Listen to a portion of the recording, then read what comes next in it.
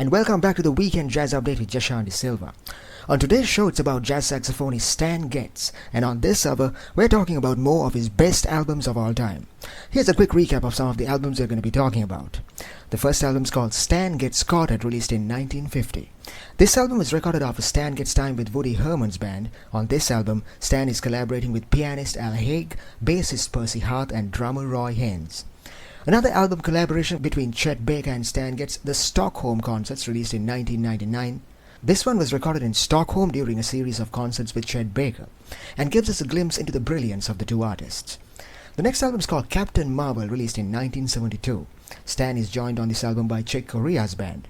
Overall, the album is a combination of electric jazz and modern jazz music themes. The next album is called Cool Velvet, released in 1960.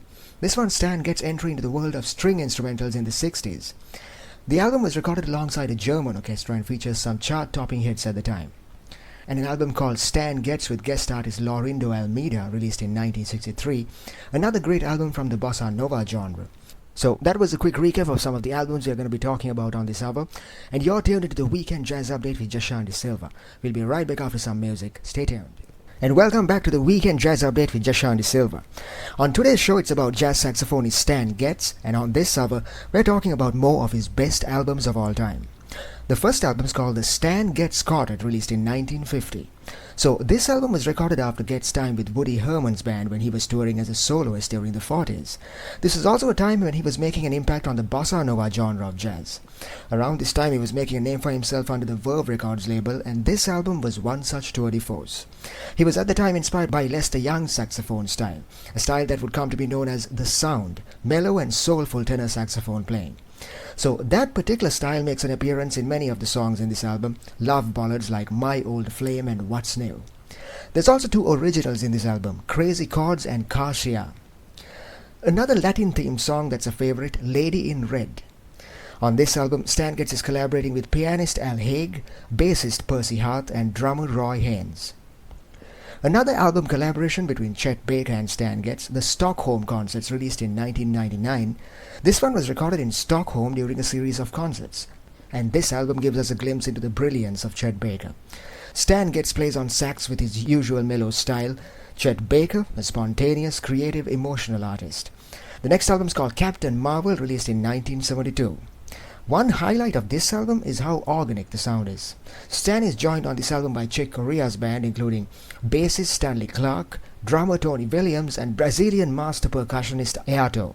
Corea's band, Return to Forever, was just getting off the fusion ground at the time. And on this album, Chick Corea's band perfectly complements Stan Getz' energetic saxophone playing. For instance, on the track La Fiesta, a carnival song.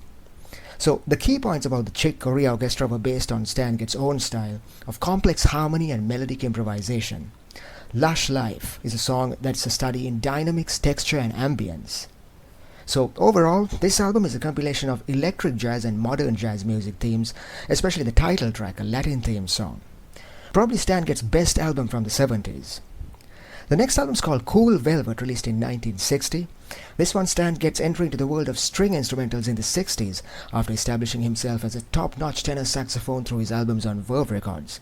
And it wasn't his last, there were a lot more to come, like his collaboration with Michael Legrand, an album called Communication 72, or Focus, his album alongside Eddie Sauter. So this album is a compilation of 10 tracks and showcases Getz at his melodic best. His tenor saxophone playing is liquid and mellow throughout the album. The album was recorded alongside a German orchestra and features some chart-topping hits at the time like Early Autumn and Born to be Blue. And finally, an album called Stan Getz with guest artist Laurindo Almeida, released in 1963. So this album was recorded shortly after his chart-topping success Stan Getz with Gilberto, another great album from the bossa nova genre. Getz and his producer were focused on making Brazilian-themed albums at this time. In this album, Laurindo Almeida is the featured composer and solo artist. Almeida had a unique style, perfect for this album. He didn't improvise much, so his tunes are very close to the originals in this album. So that was a bit of insight into some of Stan Getz' best albums of all time, and this is the Weekend Jazz Update with Jashan De Silva. We're going for a short break, we'll be right back after that. And you're tuned into the Weekend Jazz Update with Jashan De Silva. On this week's show, it's about Stan Getz, his life and times and best hits.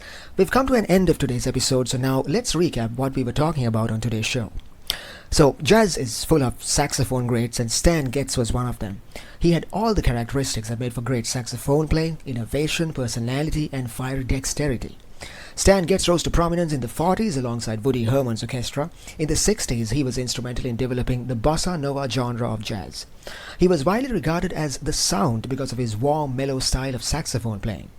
Stan Getz went to record more than 100 albums during his career. He also won 4 Grammy Awards for his albums and solo performances.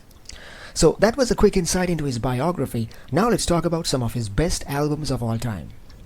The first album is called Jazz Samba. This one's got the unique distinction of being the first bossa nova album ever recorded in jazz history. Stan Getz won a Grammy for his performance of one of the songs, Desafinado. Another album called Serenity. This album was taken from a series of live performances that Getz carried out in the Montmartre Jazz Club in Copenhagen. Stan Getz and the Oscar Peterson Trio is another epic album. In this album, Getz is joined by jazz powerhouses Oscar Peterson, Ray Brown, and Herb Ellis on an array of beautiful love ballads. Another album called Sweet Rain, released in 1967. This is Stan Getz's first collaboration with Chick Corea, and the music in this album basically encompasses everything in the mid-60s jazz scene. And an album called Stan Getz at Storyville Volume 1 and 2. This is one of Stan's best live recordings, taken from a performance in Boston in 1951. So that was a quick recap of Stan Getz's biography and best albums, and that brings me to an end of the Weekend Jazz Update for today. You can check out my YouTube channel for archives of today's show on the Weekend Jazz Update with Jashan De Silva. I'll see you again next week. Have a great week ahead.